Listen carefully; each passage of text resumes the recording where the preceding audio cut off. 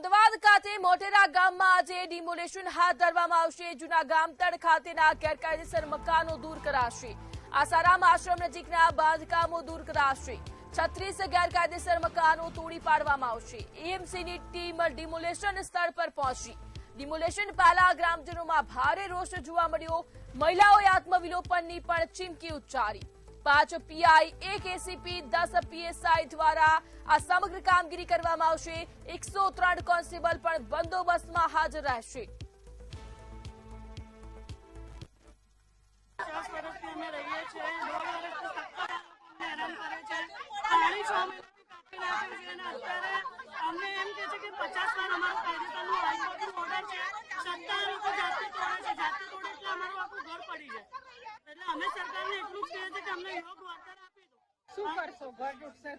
घर तूटसे तो हमें बुलडोजर नीचे आए मरी जाए तो पेट्रोल छाती तो मरी जाए।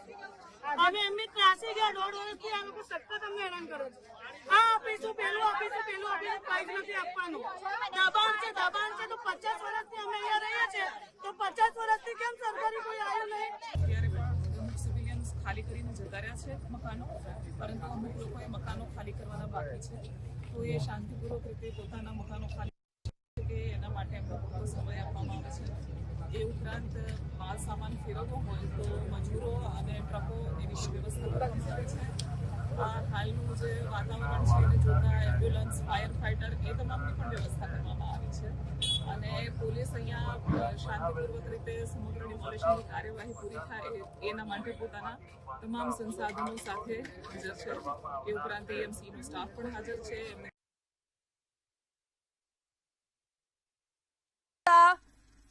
લાઈવ જોડાઈ ગયા છે સંવાદદાતા કિંજલ બોરીસા લાઈવ જોડાયા છે। જી કિંજલ, આશ્રમ પાસે ભરેલા અગ્નિ જેવી સ્થિતિ જોવા મળી। ડિમોલેશનની કામગીરીનો પણ વિરોધ કરવામાં આવ્યો, શું કહેશો?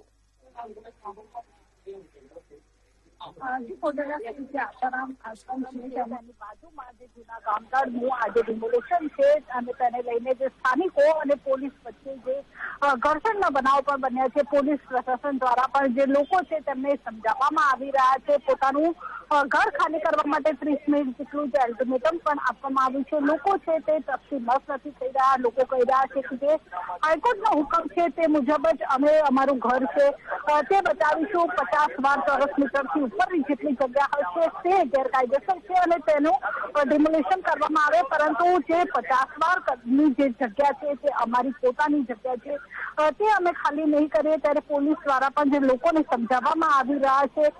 મહિલાઓ છે તેમાં પણ જે રોષ છે તે રોષ જોવા મળી રહ્યો છે।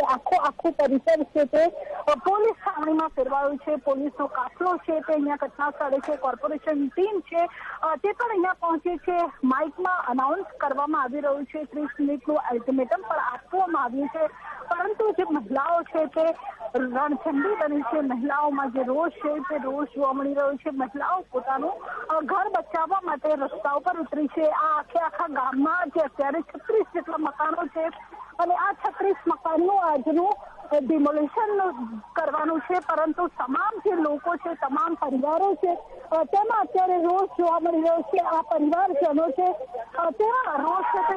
બેન क्या बोला पुलिस ने, क्या बोला? कुछ नहीं बोला, उन्होंने बोला खाली करने को, हम खाली करने को समय तो चाहिए हमको। एकदम नकलत में वो एक भाई को पकड़ लिया है, तो चलता है।